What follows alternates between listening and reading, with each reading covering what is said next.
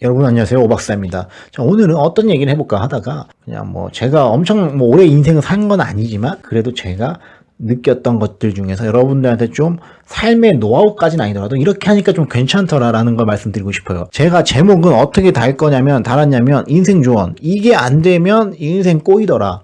이게 저한테 하는 말이에요. 제가 이 마인드가 장착되기 전까지는 이 마인드가 없어서 제가 되게 힘들었었어.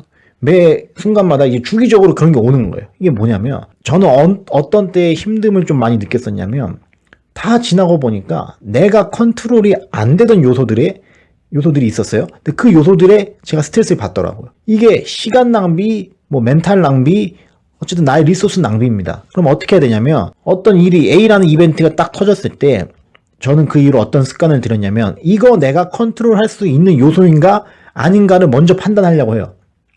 내가 안 되는 일이 분명히 있을 수가 있어요. 아니면 내가 절반 정도 영향을 끼칠 수가 있는 게 있고 내가 100% 컨트롤 가능한 일이다. 이 이벤트가. 좋은 일이든 나쁜 일이건 간에. 근데 보통 나쁜 일을 기준으로 말씀드리면 이게 내가 컨트롤이 안 돼. 어느 정도 할 수 있어. 돼. 이렇게 세 가지로 분류했을 때 스트레스를 극히 받으면 안 되는 경우가 어떤 거겠습니까? 내가 컨트롤이 안 되는 경우에 이거에 내가 힘듦을 느껴버리다 보면은 내가 다른 컨트롤이 가능한 일들이 수십 개가 있을 수가 있잖아요. 여기에 지장이 간다. 그래서 저는 항상 딱 일이 터지면 이거는 내가 컨트롤을 할 수가 없어. 그러면 이거는 빨리 다른 방법을 찾아야 됩니다. 도움을 요청한다거나 아니면 진짜 못하겠다라고 얘기를 한다거나 아니면은 그 계획을 취소한다거나 아니면 쉬운 말로 하면은 진짜 그냥 포기를 한다거나 진짜 포기도 해.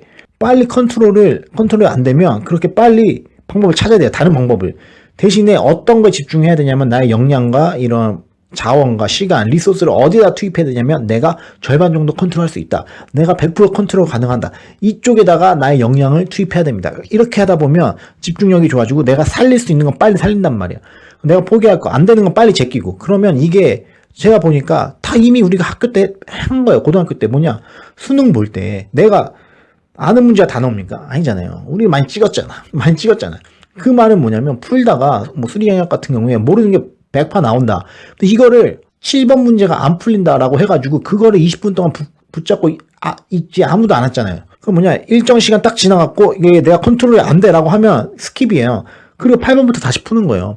그리고 나중에 다시 돌아오는 거예요. 나중에 다시 돌아왔을 때 이게 풀릴 수도 있고 안 풀릴 수도 있어. 그러면은 저 같은 경우는 어떻게 했냐면 풀릴 수 있으면 좋은 거고 다시 돌아왔는데 그 모르는 문제가 안 풀렸으면 저 같은 경우에는 그냥 3번을 찍었어요.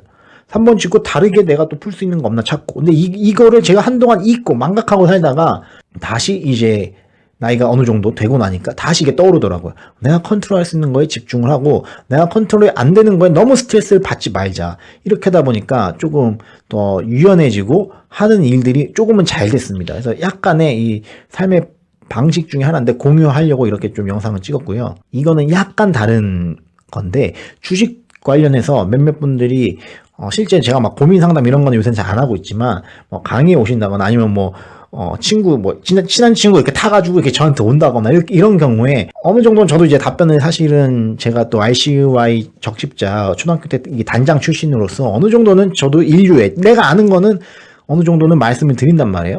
근데 그런 경우가 지금 요새 좀 많이 반복되는 게 뭐냐면 내가 A라는 주식을 샀대. 뭔지 얘기도 안 해. A라는 주식을 샀는데 이게 마이너스 30%다. 마이너스 49%다. 이런 경우에 어떻게 하세요? 이렇게 물어보더라고. 어떻게 솔직히 내가 무슨 회사인지도 모르고 그 기업이 지금 잘 될지 안 될지도 모르잖아요. 어떤 회사인지를 모르니까. 그러니까 단순히 그냥 그분은 이런 답을 원했던 것 같아요. 오박사님은 마이너스 10% 평균 단가에 마이너스 10%면은 파시나요? 절반만 파나요? 이러한 거를 원했던 것 같아요. 그래서 내가 어떻게 얘기해 주길 원하냐면, 그러면, 마이너스 49%시니까 마이너스 49%이실 때 절반 정도 파시고 나머지는 관망을 하시고 어쩌고저쩌고. 그냥 뇌피셜로 얘기한 건데, 어쨌든 이런 답을 원한 것 같은데 그런 답이 있을 수가 없어요. 그러면 저 같은 경우에는 그런 상황에 처해지면 어떻게 해야 되냐면, 컨트롤이 되는 거 안 되는 거랑 구분하는 거랑 약간 연관이 있는데, 내가 어떤 주식을 샀는데, 마이너스 35%예요. 어떻게 판단하냐? 이 주식을 내가 컨트롤할 수 있는 요소가 뭐죠? 얘를 더 산다. 그대로 둔다. 팔아버린다. 다 팔아버린다. 이게 있어요. 그러면 내가 컨트롤할 수 있는 게 이건데 어떻게 봐야 되냐면 내가 이 주식을 없다라고 생각하는 거야. 내가 이 주식이랑 관련이 0이야. 난 얘를 처음 봤어, 오늘. 난 얘를 알지도 못했어. 이렇게 가정을 하고 내가 그러면 지금 이 순간에 누가 나한테 1,000만 원, 뭐 진짜 뭐 5억 원을 줬다라고 그냥 가정을 해요. 누가 꽁돈을 이렇게 줬어요.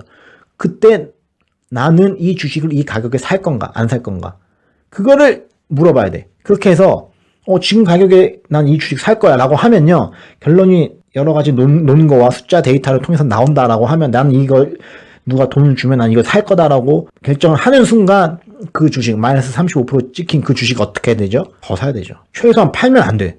그죠? 근데 누군가 나한테 돈을 줬는데 난 이거 주식 안 살 거야 라고 생각을 하면요, 지금 마이너스 40%도 뭐 마이너스 82%도 마이너스 8%건 간에 더 안 살 거라고 보면은 그 주식은 당장 파는 게 맞을 수도 있다. 그렇죠. 그 인생 새 시작하는 겁니다. 그게 맞을 수도 있어요. 그래서 내가 컨트롤할 수 있는 거, 요소들이 뭐가 있느냐, 옵션들을 보고 누군가 나한테 공짜로 너 이 주식 사라라고 돈을 줬을 때, 아니요, 전 다른 거 살래요.